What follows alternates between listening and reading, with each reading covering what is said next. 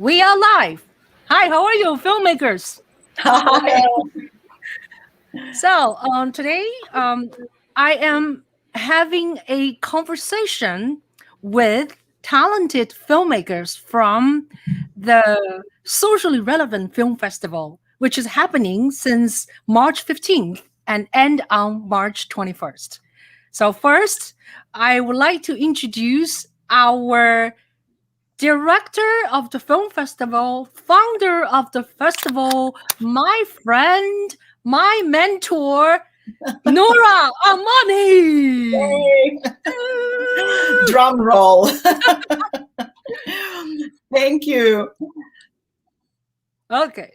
Thank you, Ching. Thank you. It's a pleasure to see you again, albeit now we are only seeing each other through screens, and being on your show yet another time. You've already hosted me before. And thank you also for hosting a number of the filmmakers from our festival's 8th annual edition, which is in full swing right now. This year we come to our audience with 63 films from 33 countries. They are all in shapes, forms, and sizes. Shorts, narrative documentary, feature narrative documentary. We also have a script writing competition. And we also have a special selection this year, which talks about the pandemic. It's films made during, about the pandemic or during the pandemic, and also films that were made via Zoom, because obviously nobody was going out at the beginning, especially. And I must say that as the film festival organizer, I always take the opportunity to thank our filmmakers. And one of them is Ching, who has been on the festival several times already, and we can't wait till we bring her back again with another film. And I always thank the filmmakers, because without the filmmakers, you don't have a film festival. And without the filmmakers telling socially relevant human interest stories, we cannot have a socially relevant film festival. And I must also add in this little parenthesis here that this year, exceptionally, I'm not only the founding artistic director of the festival, but I'm also one of the filmmakers, where I have a small film myself called I, Migrant Woman, which used to be it was a play, which we weren't able to do in person. And then we took it as a play on Zoom. Then it was recorded on Zoom. And I felt, oh, since we have a Zoom section, I might as well show it. It did go through a little bit of editing, because in the play, you just talk and then one other person talks one after the other. But in the film, it's possible to intercut. So thank you so much for this opportunity, Ching. And if you have questions, please ask me. If you don't, I will sit here and listen until the time comes for me to leave.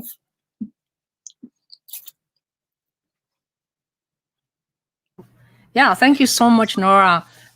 It's just amazing that you started this festival about, let's say, 2013, right? Yeah. 2014 was our first edition. 14. Yeah, 2014. Of course, I started preparing for it in 2013. Yeah. Right. So to today, I remember I went to your first edition. I don't really know you very well then yet. I just know this woman, like hand me a little fluffy, inexpensive piece of flyer, says, I have a film festival, and come, So I went. The first one is in what is a small theater in the East Village? What is it called? Yeah, Cinema Village. Cinema Village, right. And I still remember you were wearing this fantastic hat. That first, like, it's just like a really exotic hat. Oh no, you mean to say the Quad Cinema, the first edition. Oh, Quad Cinema. Yeah. Oh, okay. Yeah. So it's a funky place, But anyway, so then I think I joined you on 2015, I believe. Yeah, one of my films, it's called Lingering Time, was shown at Mazel Cinema.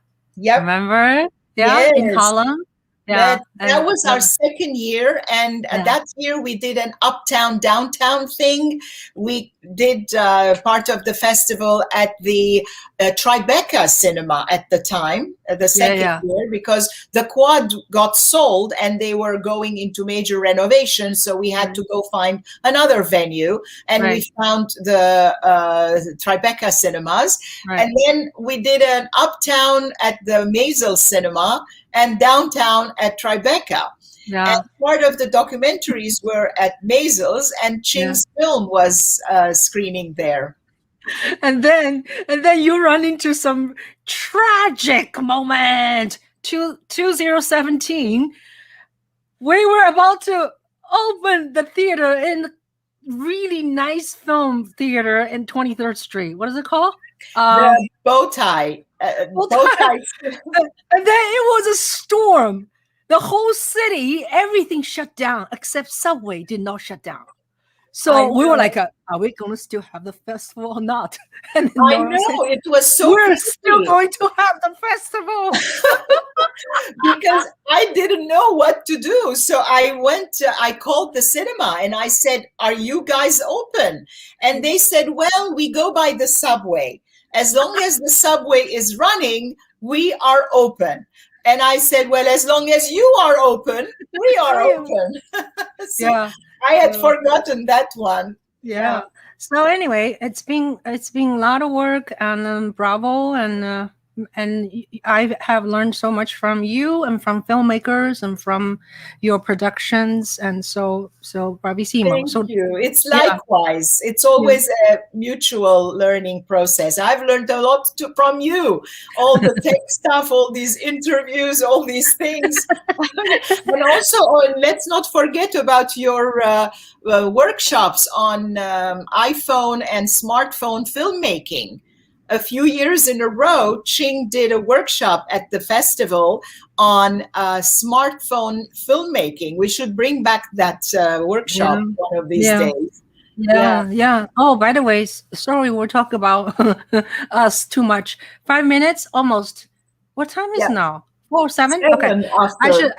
I should. Yeah, just for one thing is I do offer like teaching people how to do filmmaking on iPhone.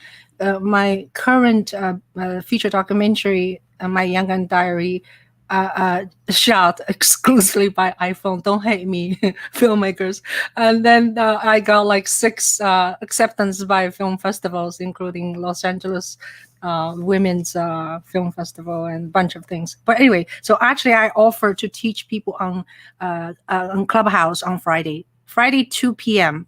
I'm gonna teach people how to use. I'll talk about even how to film with iPhone. iPhone smartphone.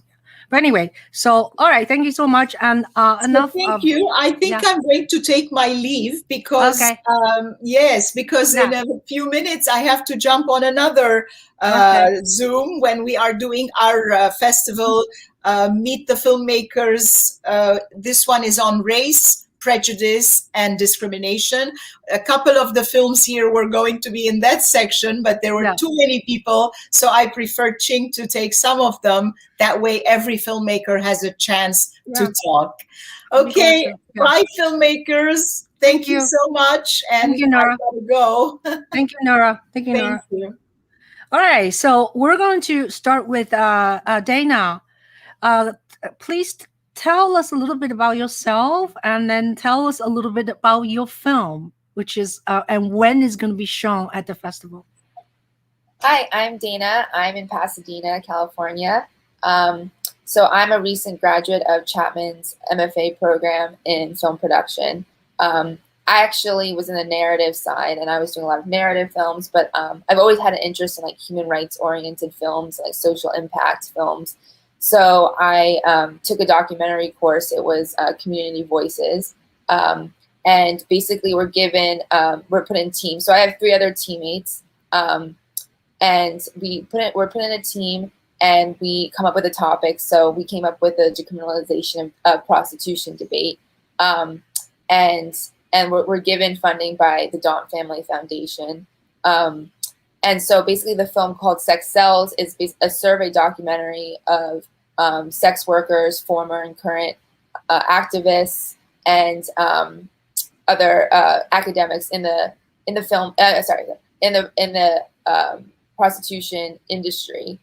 So they're talking about whether to decriminalize, criminalize, or legalize prostitution. Legalizing would be to give regulation to it. Criminalizing would be to completely it would be illegal. You get arrested if you sell or buy sex, and decriminalizing is just relaxing the regulation and not having it be illegal. So basically, we're having a survey throughout. There are different points of view. Some people are saying they want to completely criminalize. Some people are saying they want to completely legalize. We talked to some workers at a brothel in Nevada. We talked to another advocate who was completely against it, completely for criminalization. And then we talked to others who are for decriminalization, who are just activists and stuff. So so it's basically like interviewing different people and seeing where they're staying on the topic. So in the end, do you have a number for people who are pro and people who are against it? So we had about 2 people who were against it. We had 3 or 4 that were for decriminalization or partial decriminalization, and then we had 2 who were the brothel workers in Nevada who were for legalization. Oh no! What I mean is, did you do research or asking many different people? Do you have that kind of number? I don't have an exact number. I feel like most people, advocates and activists in the field, they're for decriminalization, because basically it's if sex workers are getting arrested, then a lot of sex workers aren't going to seek help. There's not going to be as much protection for them. So there's for decriminalization or partial decriminalization, where it's not illegal to sell sex, but it's illegal to buy sex. So the only people who are getting criminalized are the people who are buying sex. So I feel like an overwhelming majority of people who are involved in the debate are for partial decriminalization or decriminalization. Great. Thank you. All right, let's move on to Metra. You got it. And Metra and Selena. So tell us about yourselves and your film, please. Hi, I'm Metra Lundy, and my film is called A Walk in Her Shoes, and it is an intimate story about a universal experience, my experience, which is pain and struggle, and how I interact with that pain. It's physical, it's mental, it's emotional, and we all have different ways that we interact with pain. Some of us eat it, right? Some of us eat too much, or we drink too much, or we take drugs, or we Netflix, or we social media in order to get through painful times in our lives. And my approach was to follow a heroine of mine who is Harriet Tubman.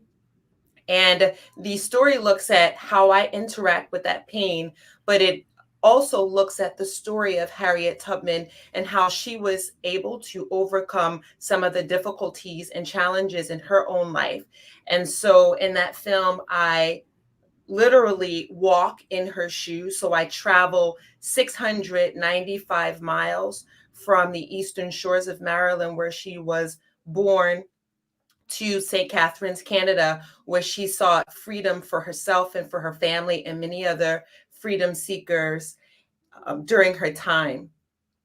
During the filming of this project, Selena was right along by my side. She was filming and taking photos. And Selena, if you want to just comment a bit about that. Yeah. So hi, I'm Selina Garcia. I graduated from Rutgers University with a certificate in digital filmmaking before they had a major.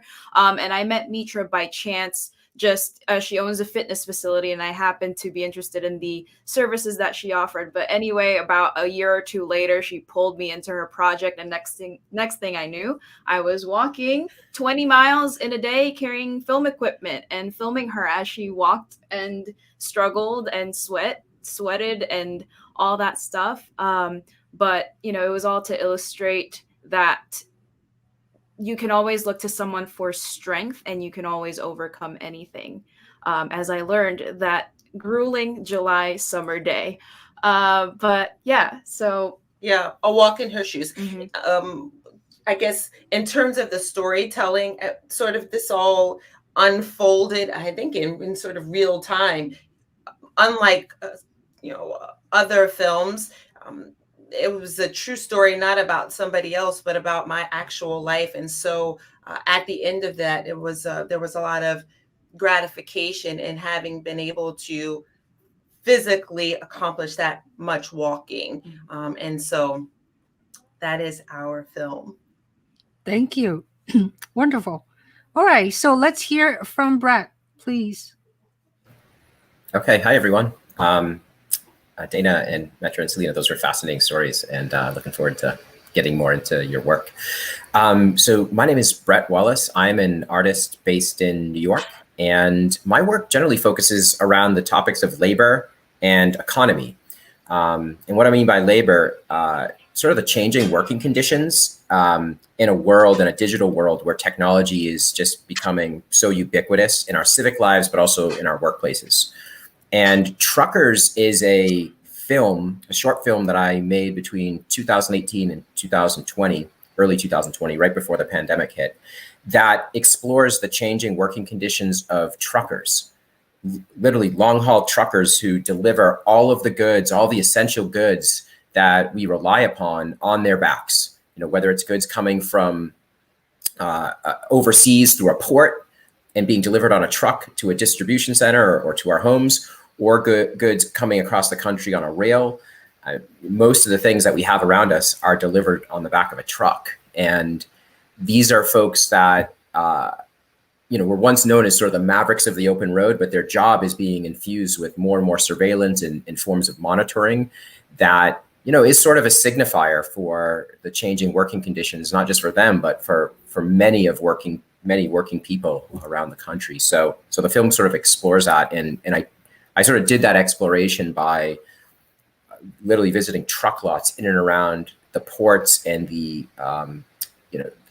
cities and towns around New York and New Jersey. So I live in Brooklyn, a part of Brooklyn near Red Hook, which is industrial. It's right near the shipping ports. So there's a lot of trucks coming through there. But I also went across to the other side of New Jersey, where in towns like Kearney and Elizabeth and Bayonne, where it's a very industrial sort of mecca of people coming in from all over the country, Texas, California, Florida, to distribute goods that then get delivered into the city.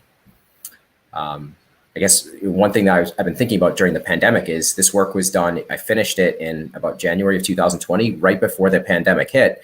And I think truckers are one of the jobs now that people are like, wow, didn't really know about this job before, but boy, are we glad that those folks have worked all the way through the pandemic, because so many people were ordering things online. So because either stores were closed or weren't able to leave their home, while truck drivers have been on the road consistently throughout the entire pandemic.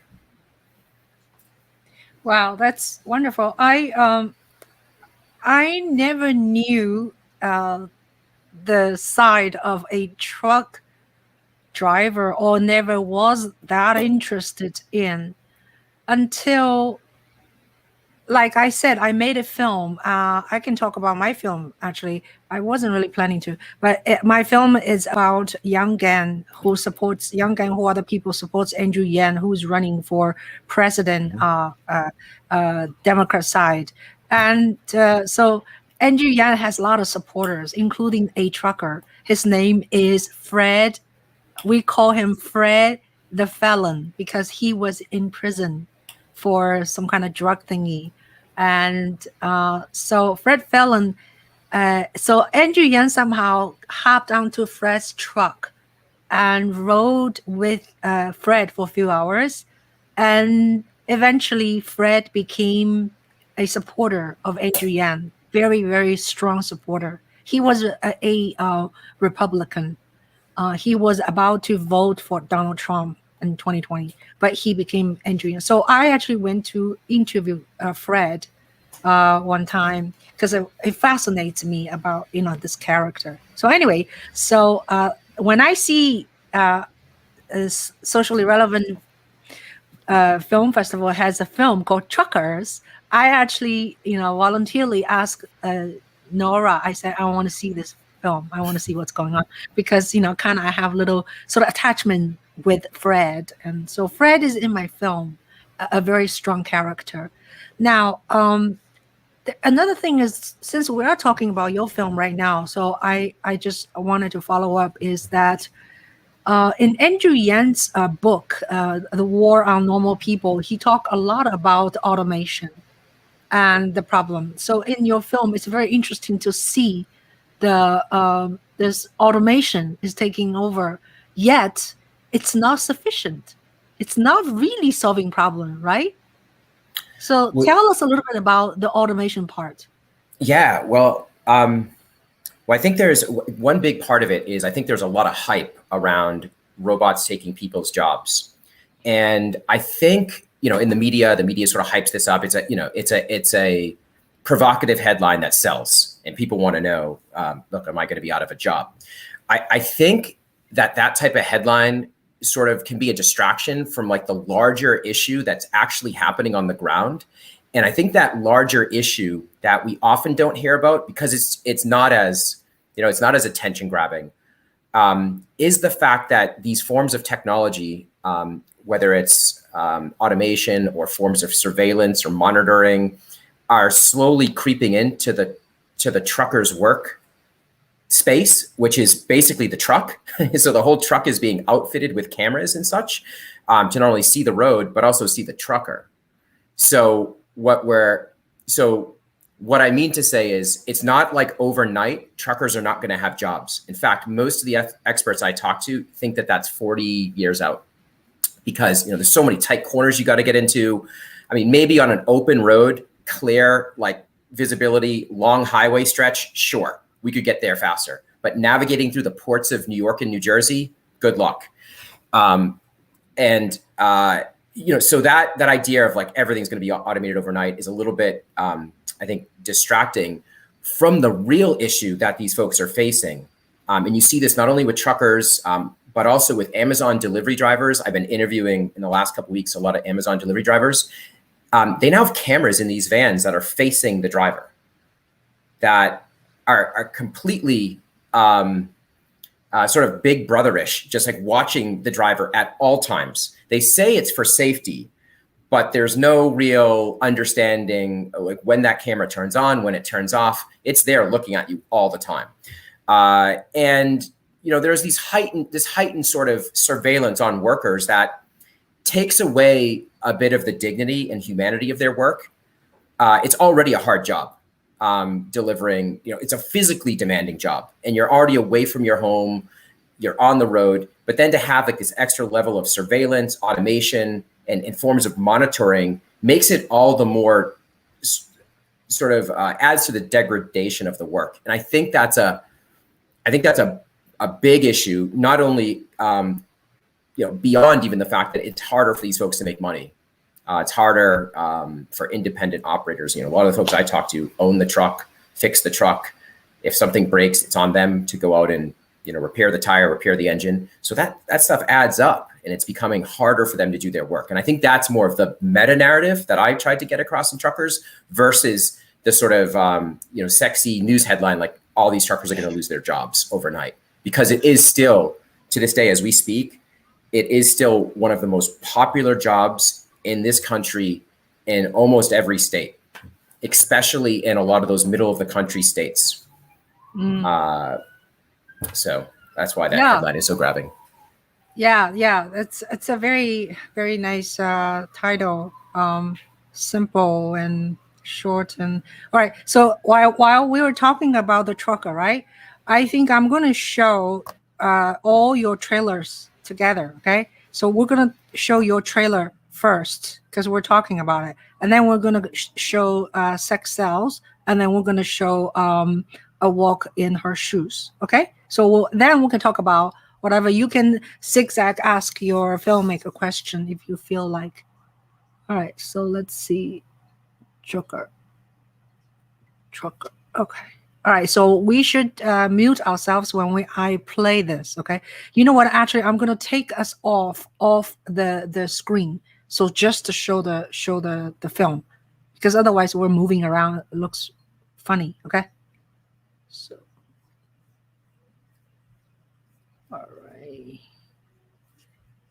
Make it bigger. I don't know any other place that you can make that amount of money with no education, not going to a university, not having a degree.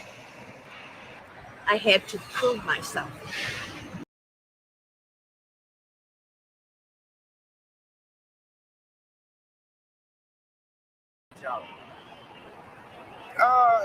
Being out on the road alone, just seeing the country. I love that. Long haul trucking is the most common job in 29 states. And those are not the states where there are lots of other job options, right? Those are mostly like middle of the country, rural states that have been abandoned by manufacturing, where blue collar work is hard to come by. The driver would still be involved with the pickup, loading the freight, making sure it's secure in the back of the vehicle.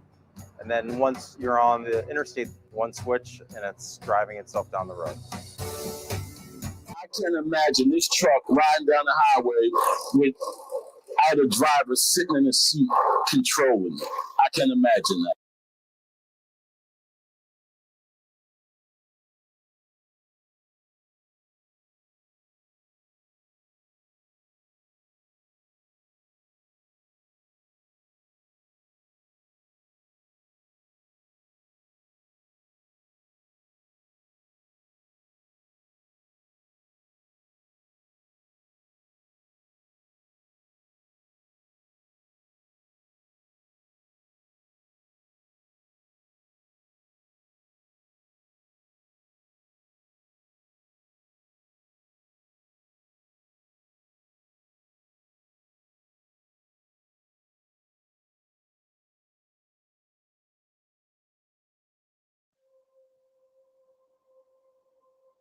The word prostitution means to me oppression.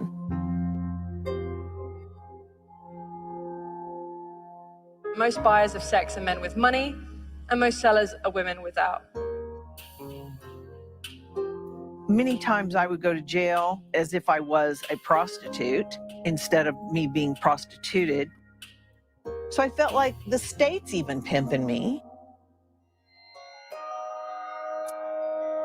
Every human being is designed to have sex. It's a biological inherent need. The men that come to see me acknowledge that as a woman, what you have to give them is valuable. But because I was in the commercial sex trade for 8 long years, I know the soul damage that it does, and I just don't think it should be called work. It's not going to get better if we legalize it, because pimps really don't care whether they're breaking the law or not. They already are. Laws should reflect the vulnerable and the majority of what women are experiencing.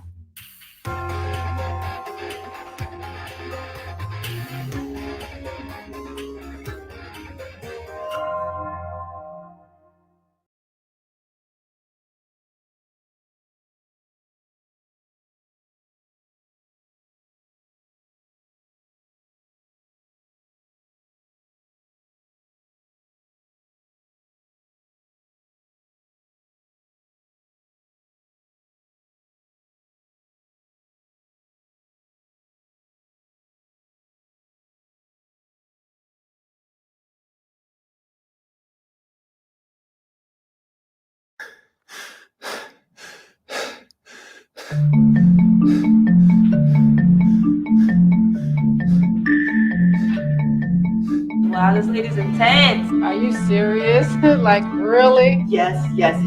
Tell me everything. What? You're gonna walk from Maryland to Canada?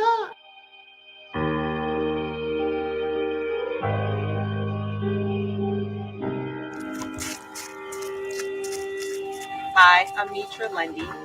I will be walking walking from the eastern shores of Maryland to ultimately St. Catharines, Canada, in honor of Harriet Tubman. If I believe that I can do it, I'm going to do it. And if I believe that I can't do it, then it won't happen. Once out there, I'm like, my God, can I really do this?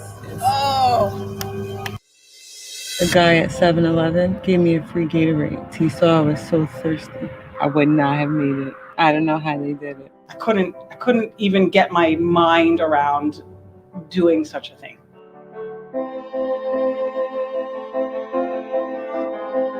There were some days that I didn't think I was going to make it. I needed something to stir me, and I've always been drawn to her. Harriet Tubman is my #1 shero. She embodies what it is to be courageous. The work that Harriet Tubman did is not that far different than the work that we do today. She cared about a cause, and she worked to make those causes better.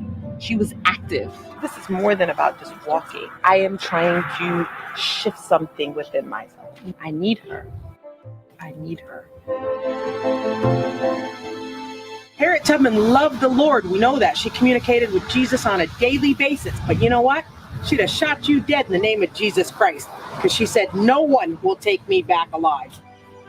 I think history is best understood together. We segregate our history the way we segregate ourselves, and you can't understand history till you bring all of the parts together. Remember slavery.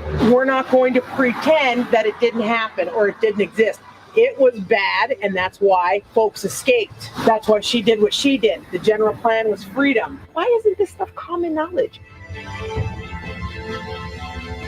Metra would do this. Metra would do this, and Metra could do this. It wasn't a question of can I or can't I. It is how do I need to do it, and setting a timeline of when I wanted to get it done. I want to live my life on purpose. I want to live my life on purpose.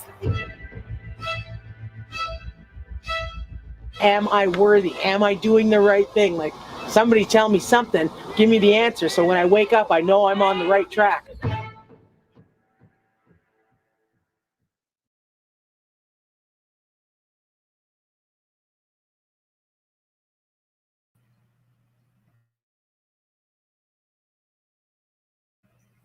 Okay, I'll bring you up. Sorry.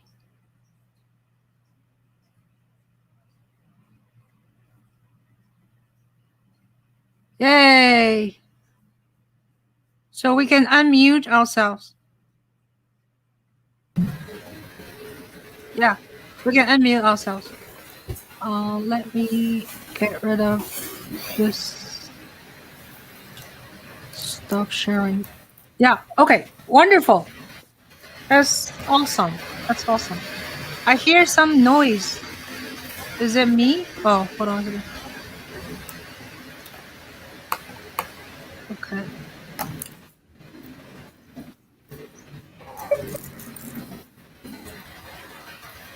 Yeah. Do you hear any noise right now? Yeah. Mm-hmm.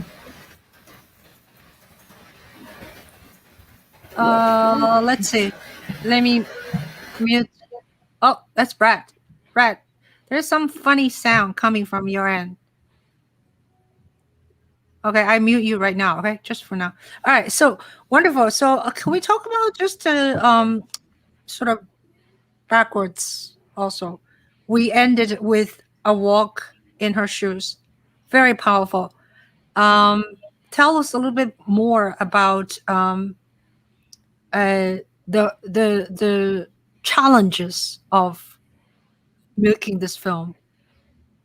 Sure. So in my everyday life, I work in the fitness. I work as a fitness professional. So I am a fitness studio owner. And one of the things that I do is I actually collect stories. I also have a background in traditional West African dance. I've been dancing for 20 years or so. And African dance is done for many reasons, but storytelling is one of them. So I grew up dancing and I grew up telling stories by way of dancing. But in my everyday work, I also collect the stories of people, just like dancing tells a story. I collect people's stories. So people come to me and they want to live a certain kind of lifestyle. They want to visually look a certain way. And so I ask a bunch of questions and they tell me their story. A Walk in Her Shoes is my story. And it looks at me out on the road, going through, experiencing some of the pain that I'd gone through recently, from starting in like 2017. And I would say the biggest challenge in actually doing the film, or not even doing the film, but actually completing the walk, was my emotional state. So I expected the physical stuff. So I'm great at training. I can work out until the cows come home.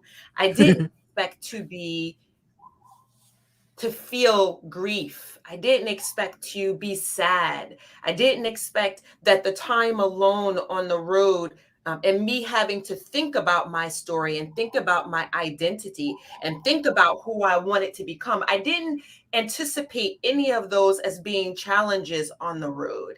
And so when I had to face me and deal with who I was and what pain I needed to get through, that was extremely challenging. So you combine that with the just physical effort and exertion of walking the hills of Delaware. I think one time Selena and I, we had gotten up, we were in the hotel room because we stayed in a hotel room at night. So I would walk 14 to 16 hours. And I said to Selena, we're getting up at 3:30. I need to be on the road at 4:30. And she's like, are you sure? I'm like, I am sure. So we get up and, she helps keep everything together. And we go out and it's 4:30 in the morning and it's still dark. And we're on a highway because a lot of I had to walk the highway. And, I'm seeing wildlife and I'm walking near ditches and it's just me on the road and it's really quiet. And I had to face me. I had to face all of the good parts of me and all the parts of me that I wanted to change. And so that was the biggest challenge for me. What about you, Selena? I think I was more concerned about the technical aspects of it, right? It was literally just us two on the road. So I didn't walk all the way, and it wasn't like we didn't have support. I was driving Metra's car actually with all of the equipment. And so the challenge was keeping up, or figuring out how to film, drive the car, and like set everything up, and just making sure like, how do I get these moments, or like how do we do this? For the first few days, we had help from someone else was driving another car, but after like 2 days, it was just us two, and so it was figuring that out, and then also just you accumulate so much footage, and just picking just the technical aspect of picking and choosing what to edit together. But other than that, and also, unlike Metra, I cannot work out till the sun comes up. So walking those miles was definitely a challenge. I have to say, I leaned heavily in on Selena because, that kind of walking is physically taxing, it's mentally taxing, it's emotionally taxing. And so it was, my expectation is that all the other pieces that she would have it together. So, navigation, is it safe? Should we take this route over this? Or what do we do about this bridge that I can't cross because it's not pedestrian friendly and it's scary? And it looks like if I walk over that bridge, I might die. All those kinds of things were definitely realities. And then her acting as a coach. She doesn't realize it, but I'd be like, wow, I don't know. And she's like, okay, you only have 8 more miles or 5 more miles. Right? Motivational coach. Absolutely. The whole time. Yeah, I was wondering, how you do that technically. Like I was thinking you may have some other people driving the car while you're filming her. There's a few shots like when she's walking this way and you shoot, side by side. Those kind of shots are really attractive, to me. You park the car and walk alongside, or not advisable, holding the camera and driving alongside. But Yeah, one also hand's the on the quality of wheel, the other hand on the camera, Yep. right? Yeah, Yeah, yeah. yeah. And Yeah. then she'd show me a bit of footage, and I'm looking at it, I'm like, no, we probably need to get this at a different angle. She's like, okay. We'll do it again. Okay, what now? Do it again. So actually, it's interesting. Brad, you asked me to mute. Am I okay now? Is it earlier, right? Yeah. So Brad asked some questions. It's the same thing as what I did. Brad, why don't you ask them, please? Yeah, sure. I mean, my question as I was watching the trailer was about the challenge. I mean, it just seemed like a massive challenge, just physically to cross that distance during that heat, as you said, and also technically to film it. Was there like a significant, I guess, roadblock that either of you had to overcome? Like, it looked like one of the things was just pure exhaustion in the trailer, but was there something else that you ran into, provisions or other things that you didn't expect along the route? And then I have to ask, was there a specific route that you kind of mapped out, or was there? Yeah, so there was a lot of pre-planning involved. Metra, we actually walked with one more woman. Her name was Kim, and I think one of the biggest challenges, it wasn't really like the technical aspects of it, because I could always go take the car to a 7-Eleven and get more water, or like, you know, fill the box of ice or whatever. But I think the biggest challenges were having to do it with someone else, with another person, and having to decide. So in the film, we start out with Kim, but then we kind of don't end up with Kim. And so having to decide things like that were the more challenging aspects of it, I would say. Yeah. And so as a coach, right, because in my everyday life, I'm a coach, right? So in my head, you know, there's the pain of what it means for me to be out on the road. But then there's the part of me that's like, I have to complete 42 miles today. And when you're walking with someone, so we're talking 14 to 16 hours of walking, if you don't have the same level of conditioning and one person can walk and the other can't, I mean, you have a real problem. So I had to decide, like Selena just said, are we satisfied with walking until 9 p.m. and only reaching 30 miles? Or do we keep going? And so for me, I wanted to keep going. And so there were times when we couldn't keep going because physically the people that I was with couldn't physically do it. And so this became challenging for me. And so because of that, for the first 20 miles when I was on my own, I ran for 20 miles. And then I walked the last 20. And so, you know, I think pain is a motivator for us all. And when we think about when we're in pain, whether it's we have the flu, or, you know, we're coming out of a hurtful marriage, or we need to get surgery, or we're just grieving, it will motivate us in ways that we can't even imagine. And so when I think about Harriet Tubman and the pain that she was in, with her family life being threatened, because that is the reason why she left. Her plantation, or her owners were trying to separate her family. So she's like, I need to do something.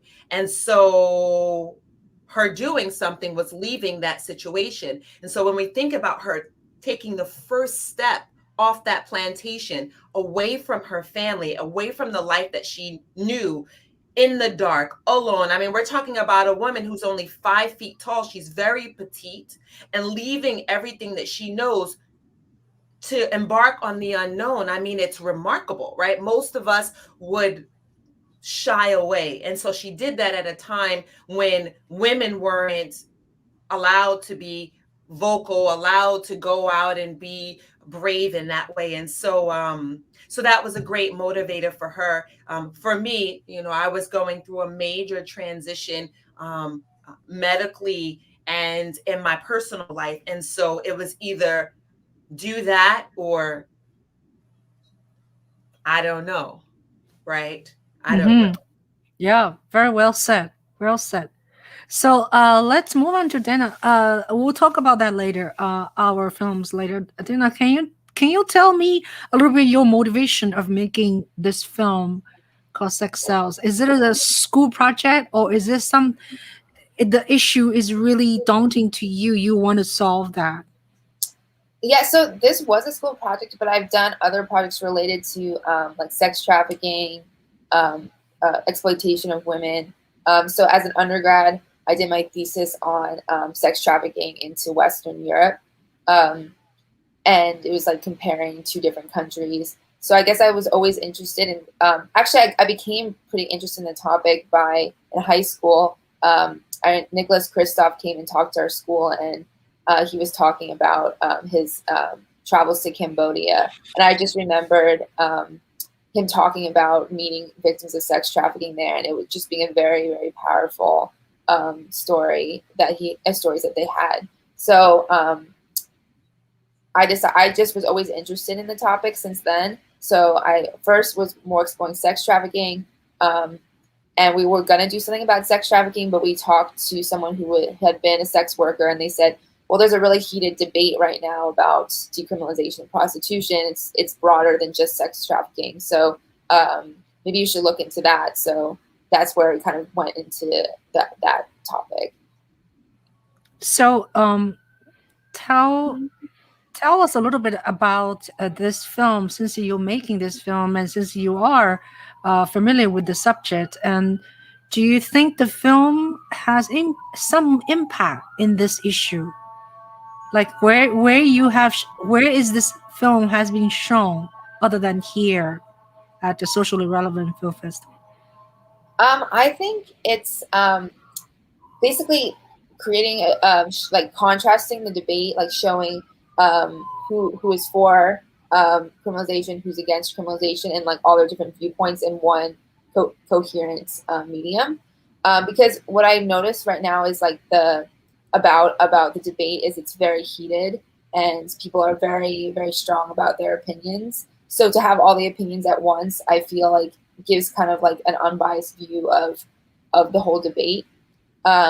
It's shown at a couple other film festivals, and like Big Apple, Social Change Film Festival, and it's still on its festival run. So I'm hoping it gets into more festivals.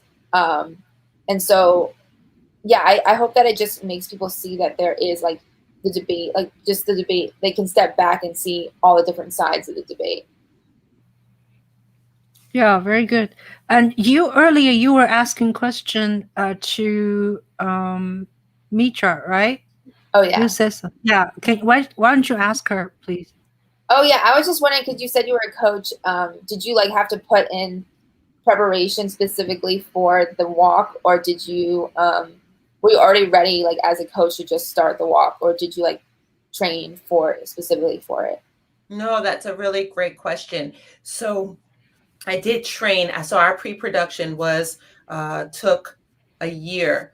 I started training in 2018, and it took a full year to physically condition, but it also took a year to plan out all of our navigation. So really important to me was taking a right route, which I learned that Harriet Tubman actually took many routes. She never took one route. And so that was a big aha moment for me during the whole educational experience. And so the route that we took was the one that goes along the byway, the Maryland byway. So we started on the eastern shore on Poplar Neck Road, which is the location that is thought to have been where she picked her parents up in 1857. And we traveled the Maryland byway, and that took us into Philadelphia. From Philadelphia, we traveled into New Jersey. From New Jersey, we went to 179th Street in Manhattan. And then from Manhattan, we actually took a train to Albany, and we landed at a home called the Stephen Myers home. And that home has actually been restored by a couple named Paul and Mary Liz Stewart. and was a primary location, Underground Railroad location, which Harriet Tubman used, but also many other people used. From Albany, we went into Syracuse, which was where Frederick Douglass was and where Harriet Tubman got help. And then from Syracuse, we went to Niagara Falls, which you would never think, at least it doesn't seem very obvious when you go to Niagara Falls, that that was a major place for the Underground Railroad. And that if you do a little bit of history, that you'll uncover all kinds of historic sites. And then from Niagara Falls, New York, we went to St. Catharines, Canada. But while we were in Niagara Falls, Selena actually did a bit of research while we were actually doing the walk, because she didn't go into Canada with us. Did you want to just mention that? Yeah, just you know, some history was erased. I want to say it was very hard to find some of the original buildings that the Niagara Falls Underground Railroad Museum was talking about. So I just found it interesting that, like, how come these things are not more prominent? There wasn't even like any signage for anything that was going, that, you know, that was relevant to it. But do you want to share a little bit about your physical conditioning? Oh, I have a question. Yeah. I have a question. You say you went to Manhattan 179th Street. And then what happened with Selena when you took a train? She didn't drive her car chasing you to Albany. No, we took the train. We took the train up to Albany, Yeah. and then just rented a car there. Yeah. I was just thinking that part, and like, how'd you catch up with each other? No. Okay. Right. So it's another thing that we figured out. When she was in New York, she didn't really walk, right? There was all of this public transportation. And so she took trains, she took horse and buggy, she rode horses. I mean, public transportation was available. And so I don't think that's something that we consider when we think about Harriet Tubman and other freedom seekers. We just think about them being on their feet, but they were very efficient. She was very efficient and very strategic. And just to Selena's point, so the physical conditioning, sorry, Dayna, to get off topic, I did a lot of cross training. I did a lot of running, but not long distances, lots of walking long distances.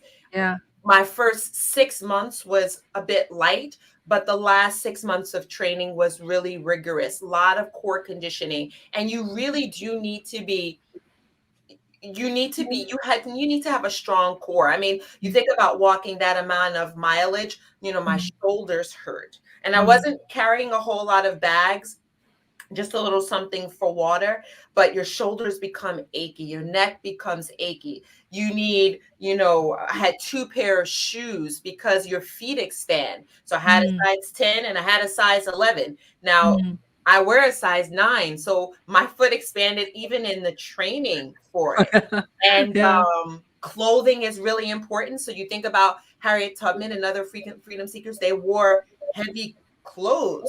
Right. I had, you know, dry fit, dry weave, you know, all these kinds of technologies. Right. And so that physical conditioning took a full year. And anybody who's thinking about doing that walk, and there are plenty of people who are thinking about it, especially now, you really do need to train for that before you go out and do it. I walked maybe a mile a day for a month, and it was not enough. Amazing. I walk 3 blocks. I get tired. I get really tired. Wow, it's amazing. It's amazing. And you are very young, right? But you're now 20 years old, right? You're so kind. I'm definitely not 20 years old. But there is something about working out and taking care of yourself that does the body good. Yeah, awesome. So I have a question with Brad. So Brad, now, have you always been making film, or this is like a sort of your you know, important work? Yeah, well, my background is as an artist, so I haven't always made films. I probably started making films in 2015 or so. So my my background shifted in the sense of, not my background per se, but my medium has shifted. And it's shifted in a way where I try to consider what is the idea first, and then what is the best way to manifest that idea. And at times that can be through film, or at times that can be through other media or mediums. Truckers actually is even beyond a film. It exists as a physical installation. In fact, the first showing of it was at the New School in a gallery at the New School in Parsons School of Design in Midtown, in a exhibition called The Question of Intelligence, AI and the Future of Humanity, AI meaning artificial intelligence. And it was about 20 different artists, all within different media that were examining that issue. So Truckers was essentially presented with a long haul trucking bed and various paraphernalia that I sort of, ephemeral things that I grabbed along the way. A logbook, which they track their time, although their time is tracked for them, but the old school way of tracking their time. Various other things like that. The gloves they use, these really heavy gloves to change tires and change oil, and it's a big rig, right? So I was grabbing these things. So you actually sit on a long haul trucking bed where they sleep to watch the actual film on a small monitor, which you see in the back of these trucks. These are all people who sleep on the road. That's why you see them pulled over all along the highway. That's what they're doing. They can only drive a certain amount of hours every day before, in a certain distance, as measured by the hours, before they have to do a restart. I mean, they have to pull over and stop. They can't just keep pushing through, which is also problematic in many ways. It has them driving when they're tired. If you didn't sleep that well, it doesn't matter. The second you hit that button, someone says in the film, one of the truckers, the second you hit that button, you got to clock those 10 hours. Right? So it doesn't matter how you feel physically. Yeah. It's a different kind of marathon, huh? Mentally, they have to be strong. Yeah, I think physically too, to your point, to Metra's point, it's a physically demanding job. I mean, they're not loading freight at times. I mean, there's other warehousing jobs that happens. But, I think that's characteristic of that industry, logistics, whether you're an Amazon worker. I was just down in Bessemer, Alabama this last week, doing a lot of work, interviewing and capturing footage of the Amazon Union Drive. So the workers in Amazon, they're on their feet all day. But when you're in a truck, you may be sitting all day, but there's driving a big rig has a certain wear and tear on your body that people talk to, their back. Just that time being on the road for that amount of distance over 20, 30 years plus. For some people, they were telling me that's the only job they know how to do, and they're going to do it. You saw in the trailer, that gentleman, Cornell, he was 73 years old. He's been doing it his whole life, so the wear and tear can add up over the longevity. So how do you find these people to film and have them talk to you? Yeah, it's a good question. So I don't start filming, and really any of my projects, I don't just show up with a camera, and you certainly don't call people and ask them to be in your film. There's no hiring process or acting, there's nothing like that. And a truck lot is, truck lots and the places I typically film, they're not the types of places that a camera maybe, no one really shows up there with a camera. Just not seen. I mean, it's so, or if they do, maybe they're doing some investigation on undocumented workers or something else, and people don't want cameras around. So that's why I think it took me 14 months from the start to the finish of the film. I spent a good amount of time just going to truck lots, parking, and just talking to people. It's that simple. Not with the goal of extracting any footage, not with the goal, just trying to learn. Building relationship. Well, trust as the most important thing, right? Building a relationship of that's based on trust, which can be, quickly erased. And it takes a while to build. And that trust is important. And it's building a relationship of sharing what your goal is, but also just having a core interest in an authentic, genuine interest in learning about their job and how that job is changing and their experience through it. So I think it would be hard work to do if you're not interested, like in the core topic. It would be hard to, like, who would want to go to a truck lot on a pouring rainy day and sit out there? And it's not like people are coming up to you. You got to kind of knock on truck. You got to kind of put yourself out there in a way. And there's a lot of people that say not interested. No, I not in a mean way. They're just on the road. They're like in the middle of their work. So you're kind of, but once you do build that relationship, that gentleman that we saw, I was just talking about, 73 years old. Right after that interview, I went and had lunch with him, like in that diner. Like that wasn't a running gun. We sat down for another hour and just talked, and he shared a ton with me. You know, so it's like, it's a different type of relationship, one that I look to build up over a long period of time. I still, I will, once this festival run has ended, I will make copies of that film and just go back to those same locations and just distribute copies for all those folks, as many of them as I can run into. I captured everyone's, you know, email address and just share with them. So to me, it's about a long-term relationship than it is. Yeah, indeed. Yeah, that's very nice. Very, very nice. Because documentary is something we don't have a script. Yeah, we have to find our object. And with Metra's situation is a little different when you shoot yourself, you know, and it's a dedication ongoing for a long time. And what about Dayna? Like, your subject is even more touchy for people to accept you, ask them to tell you story. How do you get these ex-sex worker to talk to you?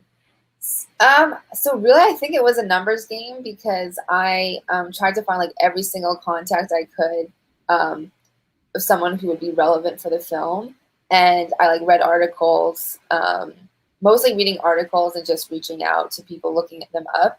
But I reached out to like maybe 70 or 80 different like people or organizations, and these 5 were the ones that were okay with doing the film. So we had a lot of rejections, a lot of like people who were like, yeah, just no. And it is really sensitive. Like, we had a sex worker who had a really good story and had really good points, but he didn't want to be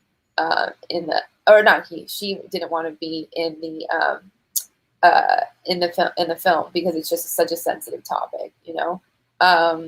So yeah, so it's just basically like just going out and like seeing who's willing to talk. Most of the people we talked to were former sex workers, so it wasn't like they were in the sex industry right now. And the people who were in the sex industry were legal workers, so they wouldn't get any like, it wouldn't be bad for them to just talk about being in the industry. So yeah, so that's why it's a lot of like people who were sex workers or sexually exploited like a long time ago, and wanting to talk about it now. And so we actually, our professor was saying that that's actually really hard, because what are you going to film now that they're not actually in the industry? So it was just a lot of like interviews and then putting in B-roll and stuff. So I think that was another challenge, was like how to make it dynamic with all these different opinions, and like how to, how to just like make it like, you know, in real time as well. I have a question for you. Does your film, have you done post on sound? Sorry? On your film? Post-production on your sound of your film. Your sound is really good. Sound like you had a post done. Yeah, actually we didn't have like a sound mix done. Oh no, we had a composer, but I think most of the sound was just from the mic when we shot. So yeah, it wasn't like, we didn't have a specific sound designer, but we did have a composer who came in and who like scored the film specifically, made a score specifically for the film. Oh, that's wonderful. Yeah. Because I noticed your sound is very good. Like my film, I did not spend money on post-production, on sound mix, nor color correction. So I'm still sort of inside of me, I'm still thinking I probably should get that done, you know? Although the film is already in film festival, but you can still do it, right? You do it and then you just replace the film. So I don't know. Yeah. How do you feel? How do you feel, Mitri? Have you done your sound? Have you done your sound, Brad? We were just talking about that. No, we didn't do any post for sound or color correction either. It's just we went through, tried to fix what needed to be fixed that were really bad, and that was basically it. Yeah. What program you use? Premiere. Okay. Yeah. Okay. Yeah. What about you, Brad? What program do you use? Yeah, so I did both sound mastering in Adobe Audition, and then I did color correction in DaVinci Resolve. Ooh. And I just do it myself. I'm a big fan of not trying to spend a lot of money on films, just in general. Just because I didn't, no one funded this film. It was just me bootstrapping the whole thing. So if I had the opportunity to work with someone, and there's a few people I have in like my short list for color correction that I've seen other films that I'm like, that is amazing. I would love to. This one I just kind of knocked it out. I did have a good friend, Moral Satari, accompany me on a few of the first truck lot visits where we started shooting after the research phase, because I was so bogged down on just getting the interview. She did a great job like capturing some of the B-roll in some of the interviews. And then other times I just went solo. And she also helped with some of the editing and such.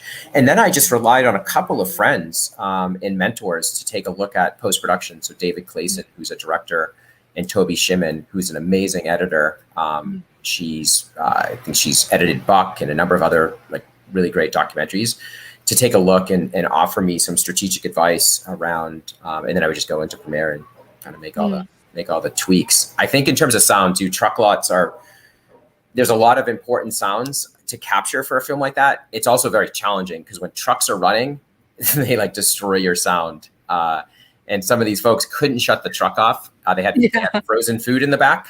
It's like it's like a refrigerator on wheels. So there were some like interesting challenges. And then you have to, their sound, the truck is running, then you're interviewing them. So their interview sound is, cannot be too clear unless you use lavalier. I'm sure you cannot use lavalier, right? So you cannot you can, but it's always mic up when you can, but sometimes you can't. I mean, sometimes you just can't.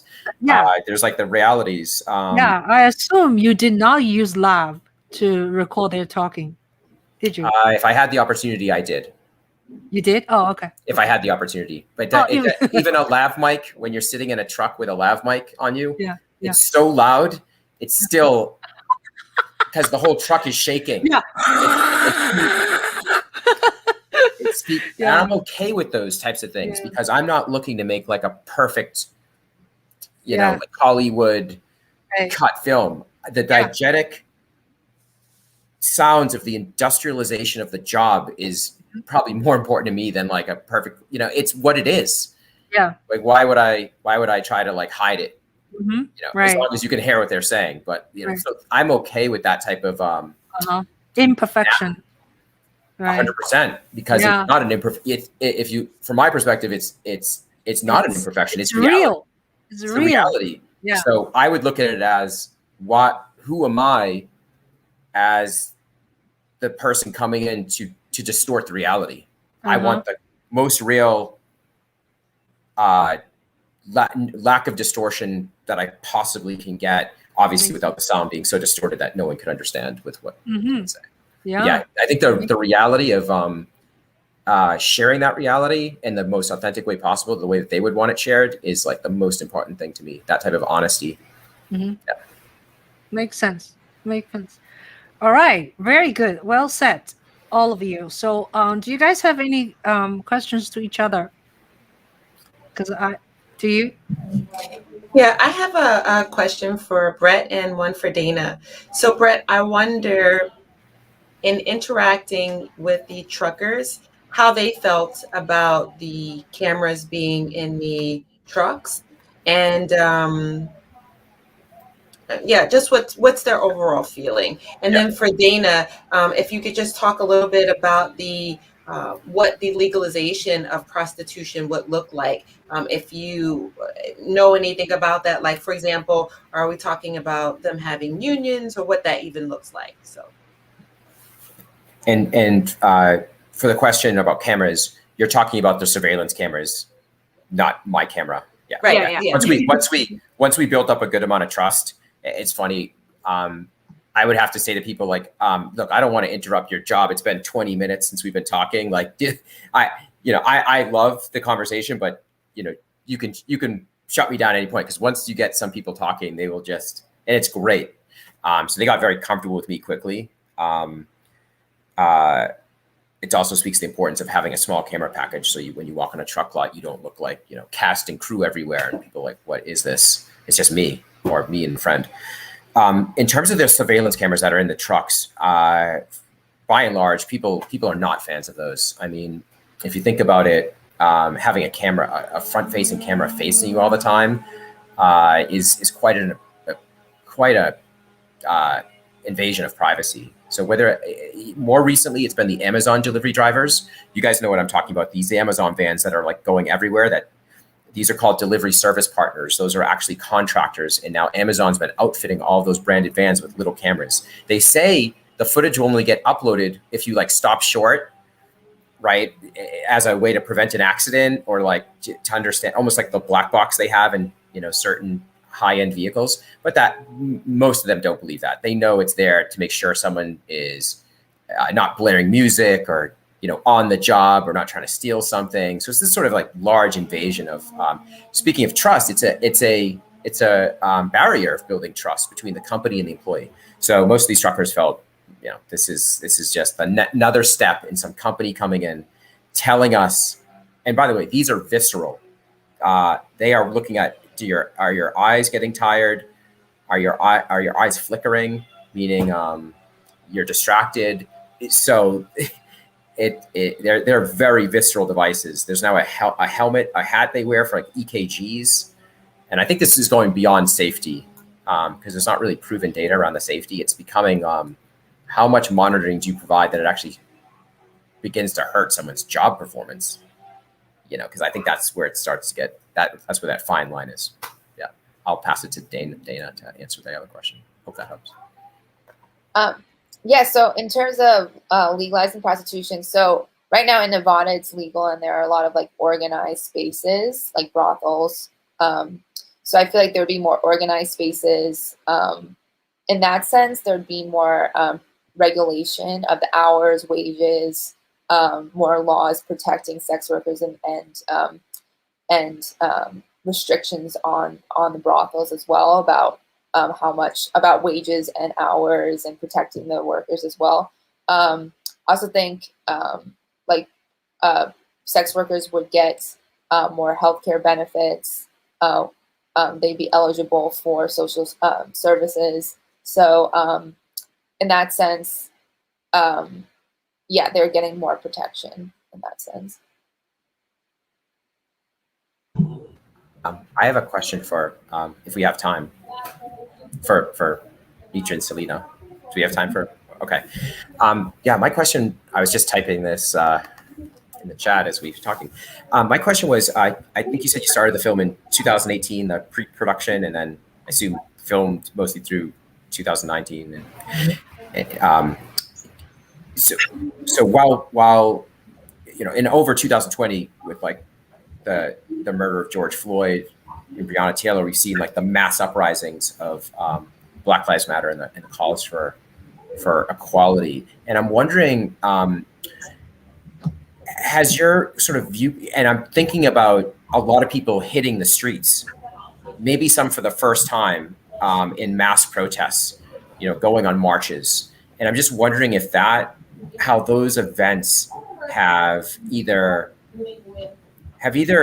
sort of put the film in a different light from where you, or just sort of accelerated the reception of the film, or changed the lens, the light of how people thought about it, maybe different from your original intent? Did it change anything in your own perspective? Yeah, that was a question I had. Yes. Yeah.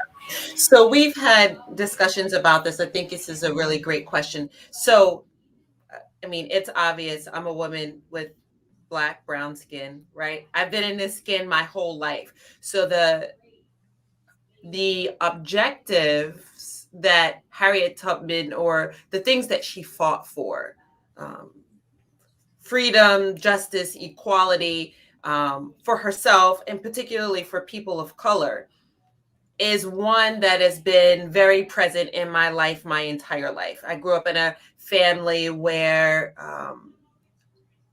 understanding who you are and how you fit into the world around you has always been really important. So for me, the murder of George Floyd and the Black Lives Matter movement this is not a surprise for me, right? This is, this has been happening for many years. And so what's has been great is that in 2020, we can say like this, hey, we're not just making this up. This isn't just something that I'm imagining. These microaggressions aren't something that I'm imagining. Here, look, here's your proof. And so I think the biggest sort of take home message for me as it relates to the recent past is that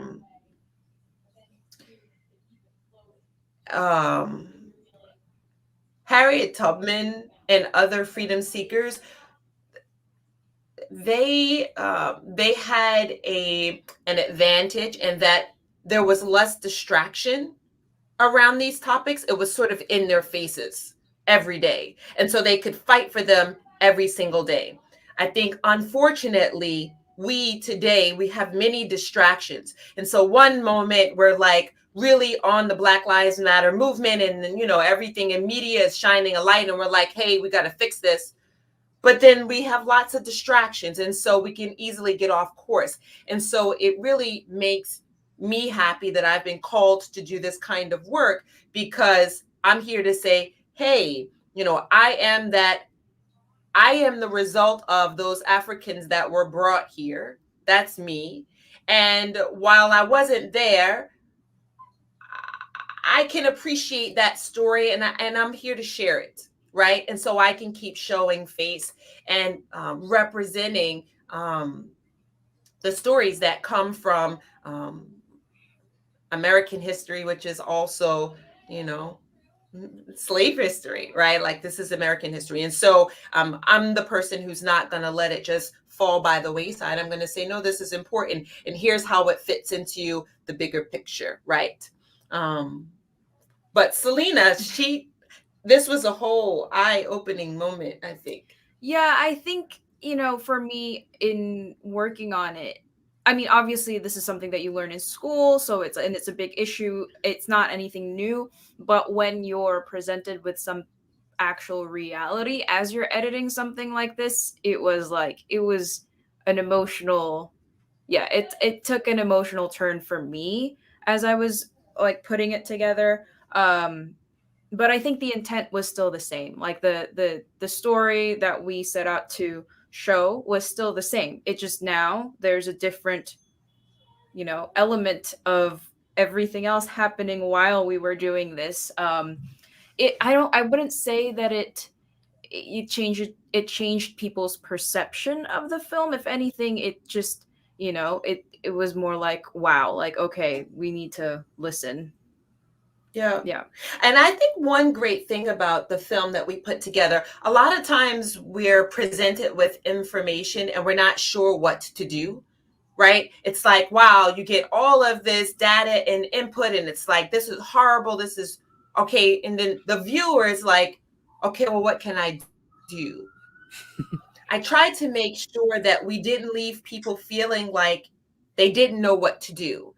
Ultimately, we can all take some action in our lives. Socially relevant films is a perfect example of us all taking a collective action, us even just talking about it and, making sure that the stories are told and that the truth is told, is super important. We share these stories with our kids and our cousins, and right, people become much more aware, people become much more tolerant, people become much less defensive and more willing to have an uncomfortable conversation about, how did that make you feel? I don't have to be afraid to say I am that African woman, right? Like, that's me. That might make some people uncomfortable, but you need to hear that I am a result of those slaves that were raped, that I'm that product. And so, I think just talking about it more and more is a good thing. So Yeah. Beautiful. Bravo on all of you. Your film has such a special social value, social issues, and it makes people think. All your films, Sex Cells and Truckers, and also Walk in Her Shoes. I like the title very much. And now we're almost ending this session. I wanted to ask a question, is that to all of you, what's next? What is your next project? Or is this still ongoing? You're going to make this film go somewhere? How about we start with Dayna? Yeah, so I was thinking about maybe making this a docuseries, because there's a lot of material here, and there's and we only touched on like one part. There's also the fact that a lot of like people in the movement are all white, and they're advocating for women who are minority women. So there's like a whole issue there. I also am working on a narrative film, a feature film. It's like a film about LGBTQ stories, like an anthology film about women's first experiences with same-sex romance or heartbreak, and it's at different life stages. So yeah, there's 3 parts there. So right now that's my main project, but also I would like to make this a docuseries too. Wonderful. And the project, the feature is called The Voice Within. Yeah. What about you, Brett? What is your next thing? Well, I kind of have a couple projects in flight right now. I mean, they're all related to this general concept of labor and economy that I've been talking about. One is I've been writing like a blog every 2 weeks called Labor and Economy that just sort of like provides perspective, or my perspective on current events in that category. But there's 2 things I'm working on. There was a big strike at Hunts Point in the Bronx, New York, where produce workers went on strike. This is not far from trucking. These were workers basically in a warehouse delivering all of the produce that supplies the tri-state area in around New York and New Jersey. And they went on a strike back in late January for a $1 raise. They weren't given that. And they just stopped working for a week. And I spent time with those workers on that strike lot, where they were working. They were on that lot 24/7 until that company felt enough pain that decided to bring them back in and for a renegotiated contract. Not far from trucking at all, because truckers were coming into that lot, and in solidarity, they were turning around with fresh produce and going back to wherever they came from, including trains. So that I'm working on, and that's going to take some time. I want to invest more time in that beyond the strike. The second project I think I mentioned, I originally got started on truckers because I've been tracking Amazon for probably the last 4 or 5 years, various different parts of Amazon. And I spent the last few days down in Bessemer, Alabama, talking to workers. There's a big union drive going on in Bessemer, Alabama, where 5,800 workers are voting for the first time to hopefully unionize Amazon before the end of this month. So I'm going back down there on Friday to spend more time on the ground, listening, meeting people, building relationships, and like all the things that we talked about, and just being there. Yeah. Yeah, great. Projects. Right. So what about you, Selena? What's your next thing? My next thing is whatever Metra's next thing is. I think we were talking about short stories for women during Women's History Month. So the fitness studio that Metra owns, we're having a half marathon this coming Sunday, and we're asking participants to kind of give us or let us record some stories of strong, powerful women in their lives, because it's Women's History Month, and we just want to do like a short about it and just, you know, have people tell their stories. Yeah, and we interact with a lot of negativity, and I'm inspired by inspiring stories, and so my objective is to bring some light to the world, and so we'll collect some powerful stories and compile those. But I'd also like to take the Tubman story on the road as like a one-woman show.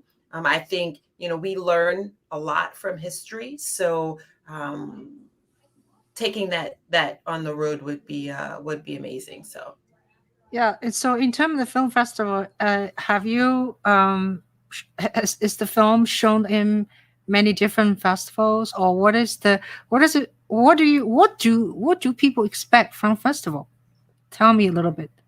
I kind of know, but I kind of don't know. So it's like I'm kind of in between, you know. What do you say, Mitri?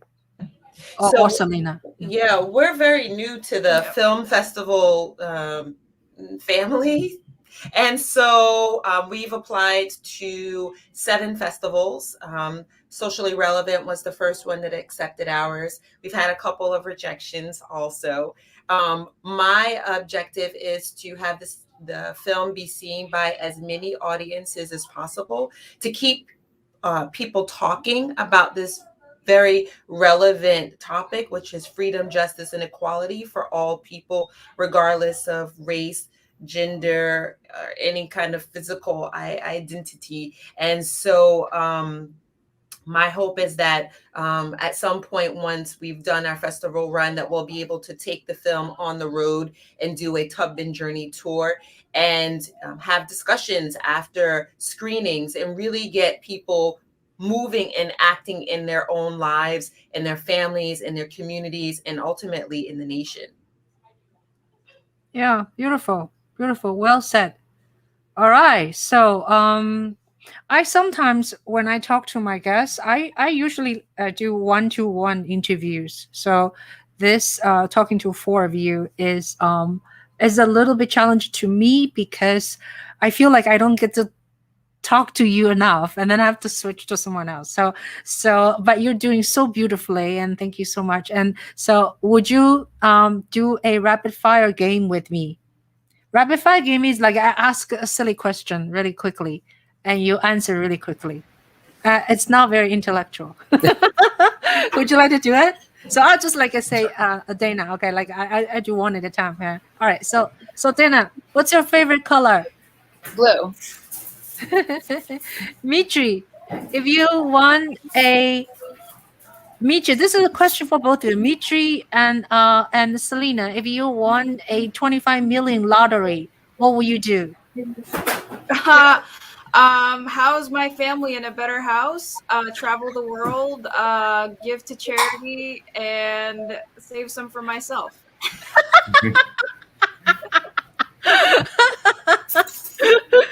Do you want to make a comment, Mitri? Yeah, I would just create buy a lot of shoes. I would create projects that changed the world, that made the world a better place. I would just keep reinventing and reinventing and reinventing. And, you know, I'd employ my family so that they always had work and had money, and that was never an issue. So wonderful. Brad, if you had a opportunity, money is not an issue, work is not an issue, which city and which country would you like to live? That is a good question. You know, I don't think I would move. I would stay where I am. You know, I grew up with like a working class family, so like the projects I work on are right here. Like I don't need to go anywhere. I can, as long as if money's not an object, yeah, I'm pretty happy where I am. No, I mean you don't have to work. You don't have to work. There's no work. Yeah. Like full automation, right? Like full automation. Yeah. Just yeah. Oh, there's a lot of places I would probably. All right. So how about ask me one question? Any of you? What's your next project? Great one. I don't have one. because I feel this one, the Young Gun Diary. I would love to send you my I don't know. I would love to send you my film if you would please. watch for me and Please. just tell me like, oh, that sucks. But Send me the trucker. Send us the trucker interview too. That'd be cool to see too. So, and yeah, I feel I may have to do more work on the current one, even if I already got into 6 film festivals. I still need to work more, like a sound, like a connection, flow of the story. Color correction is not my priority. I think my color is okay because iPhone 11 color is very good. So I don't know. I don't have a immediate project, but I'm learning a lot again. I've talked about a Clubhouse again. I'm not getting paid by Clubhouse. I just love it. So I just every day I learn so much from different people, and it has a very friendly, positive, nurture, giving environment. So you guys should check it out. I really like it. So anyway, all right, so good. It's we talked to 1 hour and 30 minutes, and thank you so much, and good luck with your film. So your film is already at the festival, right? There's no date, right? Yeah, it's like from 15th to 21st. Yeah, so people should get buy single ticket. Single ticket, I think right now is $7. Yeah, and good luck with your films. Good luck with your personal whatever you're trying to achieve. And so nice meeting all of you. And I'm sure our paths will cross again. Okay. Thank you so much. Thanks, Ching. Thank Appreciate you. it. Thank you. Thank you. Thanks, Dayna. Yeah. Selena. Nice meeting you all. Oh, subscribe my YouTube channel. Click that bell. Please, Subscribe. Will do. Will do. Okay. Okay. Bye. Bye.